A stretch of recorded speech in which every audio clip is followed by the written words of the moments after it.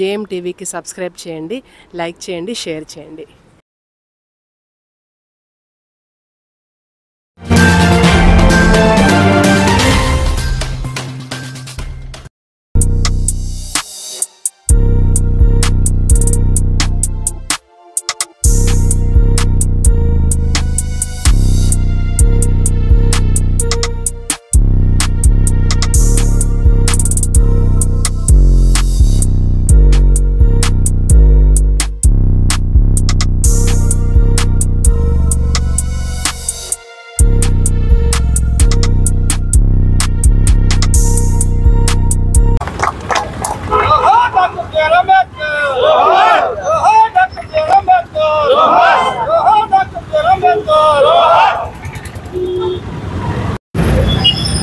నిన్నటి దినం ఆగస్టు 1వ తేదీన సుప్రీంకోర్టు ఎస్సీ వర్గీకరణ ఎస్టీ వర్గీకరణ పైన తీర్పు ఇవ్వడం పట్ల ఏపీఎంఆర్పీఎస్ తరఫున మేము హర్షం వ్యక్తం చేస్తున్నాం.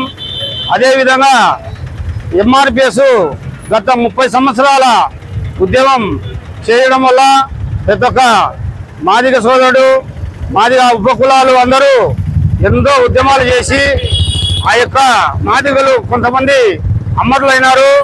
మేము ఒకటే తెలియజేస్తున్నాం, కేంద్ర రాష్ట్ర ప్రభుత్వాలకు ఏబిసిడి వర్గీకరణ రాష్ట్ర ప్రభుత్వాలు చేసుకోవచ్చని సుప్రీంకోర్టు తెలియజేసింది. అందులో భాగంగా ఇక్కడ ఆంధ్రప్రదేశ్లో తెలుగుదేశం పార్టీ గవర్నమెంట్ ఉంది. ఆ చంద్రబాబు నాయుడు గారు వర్గీకరణ ఖచ్చితంగా చేస్తారు.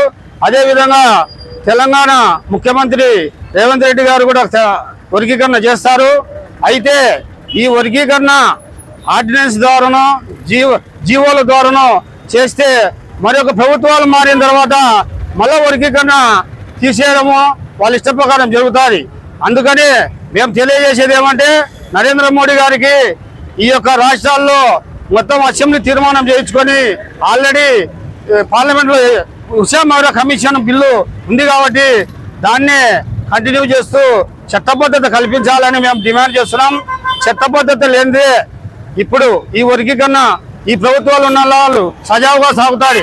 చట్టబద్ధత లేని ఎడల మరొక ప్రభుత్వం వస్తే వర్గీకరణ తీసేయాలని గ్యారెంటీ ఏం లేదు. కాబట్టి మేము తెలియజేసేది ఏమంటే ఖచ్చితంగా మాకు పార్లమెంటు చట్టం ద్వారా మాకు చట్టం చేయాలని చెప్పేసి డిమాండ్ చేస్తున్నాం. అదేవిధంగా ఈ ఎస్సీ వర్గీకరణ పోరాట భాగంలో కొంతమంది అమరులైనారు. వారికి మొట్టమొదటిగా వాళ్ళ ఇళ్లలో ఉద్యోగాలు కల్పించాలని చెప్పేసి మేము డిమాండ్ చేస్తున్నాం. వారికి ఉద్యోగాలు ఇచ్చిన తర్వాతనే నిజమైన వర్గీకరణ వచ్చినట్లు. ఈ వర్గీకరణ అంశం పైన లోతుగా మేధావులందరూ పరిశీలన చేయాలి. మాకు వర్గీకరణ ఉద్యమంలో ప్రతి ఒక్క కులము ప్రతి ఒక్క మతము అందరూ మాకు మద్దతు తెలిపినారు. ప్రతి ఒక్కరూ మాకు సహకరించిన వాళ్ళందరికీ ఉద్యమ నమస్కారాలు తెలియజేస్తున్నాం. జై మాదిగా, జై మాదిగా. అందులో భాగంగా ఇక్కడ చిన్న విషయము, రేపు ఢిల్లీలో ఆగస్టు 9వ తేదీన ధర్నా కార్యక్రమం ఉంది. అది కంటిన్యూ చేస్తున్నాం. ఎందుకంటే మాకు చట్టం తేవాలి. ఆర్డినెన్స్లు జీవోలు రాష్ట్రాలకు అనుమతి కాదు, మాకు చట్టం తేవాలని చెప్పి మేము డిమాండ్ చేస్తున్నాం.